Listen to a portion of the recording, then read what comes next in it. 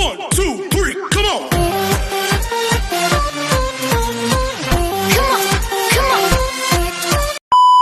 Hello beautiful people! Welcome back to my channel. This is your Mama Sam. Hola mga amigo, amiga, kumare at kumpare. Kamusta kayong lahat? Sana lahat kayo ay okay na okay ngayong araw ng Monday. So nagbabalik ang inyong lingkod na si Mama Sam para sa ating chika update ngayong araw na ito. Pero syempre bago ang lahat, gusto ko munang magpasalamat sa walang sawang tumatangkilik dito sa Mama Sam Vlog, araw-araw, lagi-lagi. Maraming salamat po sa pagmamahal at suporta na binibigay ninyo. Syempre ko ako naman ang tatanungin ninyo. Nakikita naman ninyo ang beauty ng Mama Sam ninyo.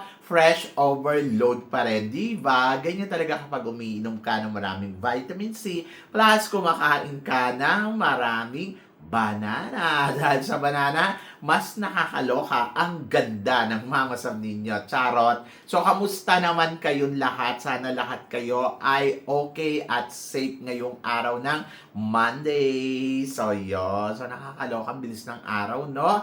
At malapit na ang birthday ko sa next week na. So, regalo ko. Charot. Anyway, so, maraming salamat syempre. Una sa lahat sa Panginoon. Diba? Dahil, ayun. So, kung iisipin mo, nakaraos ka ng isang buong araw na maayos at matiwasay. So, syempre, thanks God. And then, of course, syempre sa mga walang sawang tumatangkilik dito sa Mama Sam Vlog, araw-araw, lagi-lagi, napakaswerte ko dahil meron ako mga katulad ninyo na sumusuporta dito sa channel ko. And then, of course, sa lahat naman ng makasolid na Mama Sam dyan na laging nakatutok dito, araw-araw, lagi-lagi. And then, of course, sa mga bago nating subscribers, maraming salamat guys sa inyong lahat. Kaya naman, ngayong araw na to, marami akong hatid na chika sa inyo na talaga naman, oh my gosh, magtataas ang kilay ninyo ng bonggang-bongga sa mga pag-uusapan natin ngayon. Kaya guys, wag na nating patagalin ang ating mga chika. So, ito na nga, grabe, maintriga at nakakaloka. Nakakaloka kasi, Diyos ko Lord, ang gulo ng pageantry ngayon, ha? Ang daming toxid na nakakawindang. Pero, syempre, bigyan natin ng mga chika ang mga update ngayon dito sa mundo ng pageantry. Kaya guys, wag na nating patagalin. Para sa una nating chika, ito nga, mga kandidata ng Miss Cosmo from Asia. Ayun na, nandiyan na sa Vietnam para mag-promote ng kanilang magiging pageant. So, syempre magkakaroon ng tawag dito, press conference ang Miss Cosmo na gagawin nga dyan sa sa Vietnam. At syempre, nandiyan nga yung mga candidates from Asia. So, syempre, nagkabuga ng mga reyna from Cambodia, Myanmar, at Vietnam. Yung mga girls na to, ito yung mga bansang trying hard manalo. Charot. Hindi, nakakaloka naman sa trying hard. Ito yung mga talagang, alam mo yon na mga palaban ngayon from Asia. So, hindi lang Pilipinas ang magaling at eksenadora. Kahit din ang bansang Cambodia, Myanmar at Vietnam ay pinakita nila dito na, hello, I'm here, Cosmo, yung mga tipong ganon. So, nagmukha silang mistulang dyan sa Cosmo ng airport. Dahil dyan sila rumampa, kala mo meron silang fashion show dyan. Anyway, so, sino ba ang mas kabog? Iba-iba yung eksena eh. May kabugera si Vietnam, tapos si Cambodia naman, parang alam mo yon, ayaw din magpahuli ng buhay. And then, pero naloka ako kay Myanmar. Talaga ang eksena niya, yung parang tipong, ang eksena ko ay bahala kayo, rumampa kayo. Basta ako ang mas mukhang elegant. Ganon! Hindi pang grand ang kanyang eksena dito, kundi pang Miss Cosmo. O, diba? Kaya naman, happy ako for her. Kasi nakita ko yung advantage niya. I mean, nakita ko yung tawag dito, pag kinumpara mo yung laban niya nung nakaraan sa Miss Grand at saka yung ngayon, kita mo yung diferensya. Mas finish siya ngayon, mas parang hindi siya ex-senadora, pero alam mo na lumalaban, di ba, si Myanmar. But good luck sa kanila. And then, tignan natin kung sino nga ba kay Vietnam, kay Myanmar, at saka kay Cambodia ang makakarating sa dulo ng kompetisyon ng Miss Cosmo. So, laban yan, o, di ba? Nakakaloka. At tumbling talaga ako. At eto nga, Diyos ko, mainit din na pinag-uusapan ang maging MGI All-Stars. Oho, ang MGI All-Stars na si Vanessa Fulgarin. Ayun nga, napanood ko yung video niya na parang nananawagan siya na humingi siya ng tulong para sa mga kababayan niya. Kasi di ba nagkaroon na ng lindol dito sa Colombia. And then, ayun nga, ako sa mga taong gustong tumulong, sa mga may mabuting puso, hindi ko alam hindi siya nagbigay ng kung saan ba, hindi ko kasi natapos. Pero, siguro hanapin nyo na lang dyan sa social media kung paano kayo makakatulong sa Colombia. Kung yung mga gusto lang ninyo. Sabi naman niya, kahit daw yung mga small amount, bukas pag nakita ko siya, kasi a-attend ako sa, sa, tawag dito, sa Miss Universe Thailand. So, bukas, pag nakita ko siya, kukunin ko yung interviewin ko siya tapos ipopost ko kung saan kayo pwedeng tumulong or mag-donate, ganon. So, yun. Tulungan din natin syempre ang mga taga-Colombia kasi syempre nangangailangan din sila. And then, oo nga naman, kung magtutulong-tulong tayo para sa mga 1,000 or Pero kasi sa atin din, may nangyari din, di ba, yung baha. Ang dami din nangangailangan ng tulong. Kaya, ay nako, hindi ko na rin alam. Anyway, so basta ipagdasal na lang natin ang mundo, ang kaligtasan natin lahat, at syempre yung kaligtasan din syempre ng mga tao from Colombia, and then of course, lalo-lalo na sa ating bansa, no? So basta, kailangan lang natin na magtiwala. Ganon. So yun, so tiwala talaga sa Panginoon at huwag niyong kakalimutan ng magpasalamat. At ayun nga, sa dami ng toxin ngayon. So, kailangan naman maging mabuting tao naman tayo. Hindi naman kailangan na parang lagi tayong yung alam mo yun, kala mo may mga pinaglalaban. Nakakaloka kasi kapag ganon. So, yun. At good luck talaga sa atin lahat. At para naman sa sumunod na chika, eto nga, bibisita daw dito sa Thailand mula August 19 hanggang 24. Baka manonood siya ng Miss Universe Thailand, si Aliani Gomez, ang pambato ng Cuba sa Miss Grand. Di bongga yan, di ba? Kung manonood siya, makikita ko siya doon. And then, bakit si hindi manonood? Ang ating Miss Grand, di ba? Ako para sa akin, happy ako dahil, alam mo yun, ato kasi mga candidates na to, na-explore talaga nila yung mga sarili nila. Ang maganda kasi sa kanila, mahilig talaga sila yung pumunta dito sa Thailand para siguro magpagawa ng national costume, yung mga ganon. Kasi di ba, papansinin mo, dito na rin talaga sila kumukuha ng materyales Dito na rin kaysa naman nga naman galing sa Cuba, tapos dadali pa dito. At least, di ba, pag sa Thailand to India, madali na lang. Kaya parang feeling ko dito talaga siya magpapagawa ng mga something na gown, yung mga tipong ganon. Kasi marami talagang magagandang gown dito na pang Miss Grand. Yun yung feeling kong purpose niya na kaya pupunta yan dito. And then, ayun, so syempre, magpapakita din yan kay Mr. Nawat para masilayan ang ganda niya. Di ba? So support yan sa Miss Universe Thailand. Ganon! Ang tawag dyan is strategy. Di ba? So, good luck. At ito nga sumunod na chika. Speaking of good luck, Mr. International 2025 and Mr. International Philippines 2026. Mama, somethingin mo, makuha kaya natin ang back-to-back para sa laban na to. To be honest, itong si John Wei, ang gwapo din talaga, si John Wei Alba. Titingnan ko yung mga photos niya. Very Pinoy yung dating na may charisma. Yung alam mo yun, yung parang grabe, ang mukha siyang mabango, mukha siyang yummy, mukha siyang delicious, yung mga ganon. Delicious talaga, nakakaloka doon. Pero ang nakikita ko sa kanya ay feeling ko may laban, no?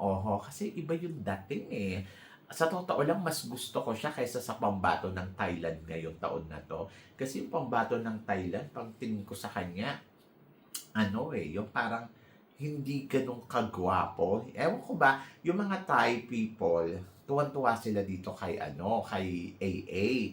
At sinasabi nga nila na gwapo, sexy, yung mga ganon. Pero ako, tinitignan ko siya, walang something special akong makita. Kaya nga sa totoo lang, hindi ko siya malagay sa number one spot ko during that competition kasi hindi ko nakikitaan ng kagwapuhan. Oho. Pero alam nyo guys, umaten ako ng dinner nila. So, yung dinner na gala dinner. Tapos, yung isa sa mga sponsors doon na malaki, nag-announce, parang tinanong siya doon during conference, tinanong siya, sino ang favorite mo na mag-last two standing? And then binanggit niya na yung eto ngang dalawang kandidata kung sino ang naging last two standing naman nung coronation, ganon. Talagang favorite niya talaga to. And then parang ang feeling ko pa nga nung gabi yun, parang naging unfair na sa mga candidates nila. Kasi parang nakita ko talaga na nalungkot na yung ibang candidates na parang uminom na lang at sinabi na parang wala na tayong laban. Pero syempre nandoon yung motivation ko sa kanila na parang, ayan, narinig na ninyo kung sino yung bet niya. Pero kasi syempre dapat mapa-impress mo siya yung alam mo yon sa gagawin mong eksena sa competition. Pero wala talagang nakalusot. Ayun talaga yung lumabas sa result. Ganon. Kaya next time, kasi nung last year ganun din eh.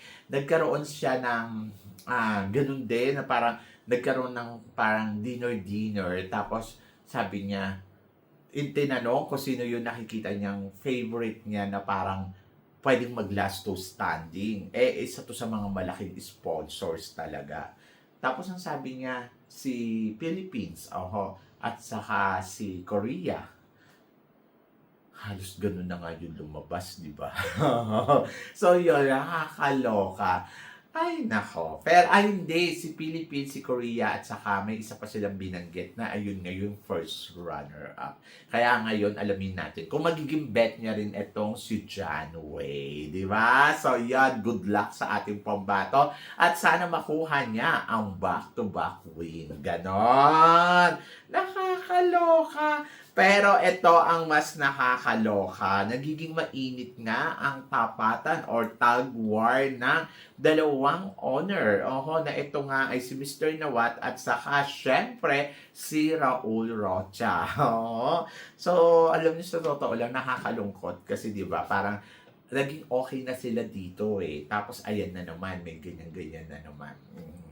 Tapos parang bang hindi na nawawala yung mga issue sa mga Miss Universe o mga ganon. Ako para sa akin, siguro, tulad nga ng sinabi ko kagabi, mas maganda kasi si Mr. Nawat mag-focus na lang talaga siya sa kanyang pageant. More than sa tumulong pa sa Miss Universe. Hindi ko kasi alam, si Mr. Nawat ba ay nagbigay ba ng share dito sa Miss Universe, o mga tipong ganon.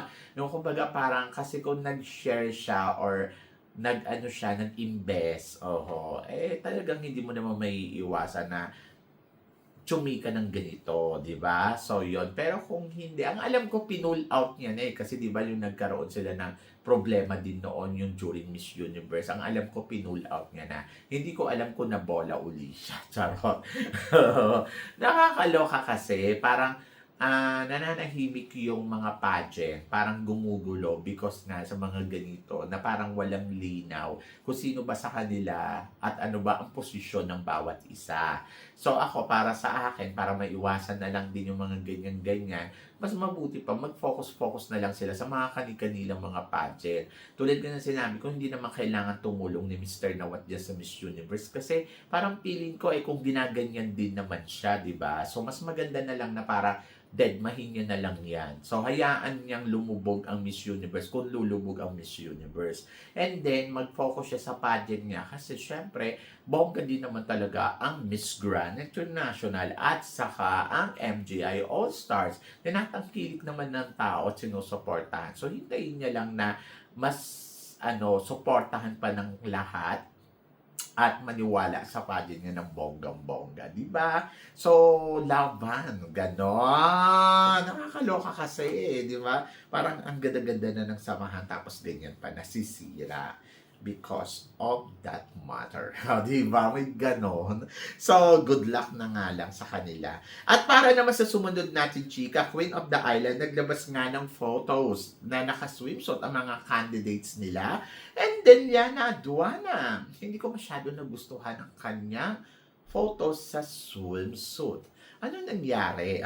Yon. Sobrang payat kasi ni Liana Aduana ngayon. Parang feeling ko, tama na yung pagpapapayat kasi parang hindi na magandang tingnan. Sayang naman yung ganda ng katawan niya at alam mo yun, yung kagandahan niya. So, mas gusto ko si Liana Aduana na medyo magkaroon ng laman. And then, ayun. So, bakit ganyan? Hinayaan nila na mag-post na lang ng ganyan na hindi magandang tignan. So, I hope na si Liana ay alam mo yun, makapagbigay ng magandang posing na hindi ganito. Hindi ko alam kung na-approve ba to or pangit ba talaga lahat ng kuha ni Liana at bakit ganito ang inilabas nila. Nakakaloka. Naloka ako kasi ganda-ganda talaga ako kay Liana Aduana. Siguro sana next time, pag naglalabas sila ng mga photos na katulad niya swimsuit, huwag naman sana ganito. Sana bigyan nila ng magandang posing or magandang kuha ang mga candidates natin. Especially Liana Aduana kasi kilala siya as a beauty queen. So, syempre, once you are beauty queen, dapat bongga, di ba? So, nakakaloka kasi, parang sabotage, ganon. And then, of course, para naman sa sumunod natin, chika, eto nga, sabing ganon, Queen for the first crown, Bella Ismael. Ayan na nga. Si Bella Ismael, wala siya dito sa conference, no? So, sabing ganun, ano ba, ikakatalo ba to ni Bella or ikakapanalo? To be honest, ako para sa akin, feeling ko good ang hindi niya pagpunta. Kasi parang hindi naman kailangan, hindi naman to necessary. Kumbaga parang hindi naman ibig sabihin na wala ka dyan ay hindi ka napasok sa banga. May mga pumunta nga dyan, hindi rin naman nakapasok sa semifinals. So, ako, naniniwala ako sa tamang galawan na ipapakita ni Bella Ismael during the competition na magaganap dito sa Miss Cosmo. I think doon siya magkakaroon ng mga magagandang score. And then, looking forward ako kung ano nga ba ang magiging pasabog at eksena niya sa darating na competition ng Miss Cosmo. And then, magtiwala tayo sa proseso na ipapakita niya. Kasi alam naman natin na bongga at magaling ang, syempre, ang pambato natin. So, total package yan si Bella Ismael, kaya wag kayong mag-alala. Kung hindi man siya nakarating dyan, okay lang. Ito yung first time na hindi nakarating ang Pilipina beauty queens natin dito sa conference. Paano naman kasi kahit naman dumating o hindi rin naman nila pinapanalo. Kaya, okay lang yan. Charot! Ay, nako, good luck. Pero ito ang mas good luck. Pambato natin sa Miss World. Sasabak na sa top model bukas. So, are you excited? Bukas nga ng 6 p.m. Magaganap, 5 p.m. pala ang fashion show para sa top model. So, 6 p.m. in Philippine time. So, syempre, I'm so excited. Sabi nga gano'n, hindi naman pang top model kasi ang katawan ni Asia Rose. So, dito nyo nga malalaman kung si Asia Rose ay, syempre, paano lalaban. Ako, isa yan sa mga magiging basihan ko eh. Kapag once na nakalusot yan dyan, parang piling ko mas malaki yung chance niya na makuha ang corona ng Miss World. Bakit ko sinasabing ganito? Kasi di ba parang tulad nga ng sinabi ninyo, hindi siya pan top model, pero kapag magagawa niya na maging top model bukas, matuwa ka at tumambling ka kasi ibig sabihin nun talagang may binubuga ang pambato natin dito sa competition ng Miss World. Ganon. Pero syempre, alam kong maraming mga kalaban pero syempre nag-e-expect ako na kakayanin to ng ating pambato. So dito magkakaalaman kung ang ating pambato nga ba ay may ibubuga sa competition. Kasi di ba kapag humarap na sila sa mga challenge, ayun na yun.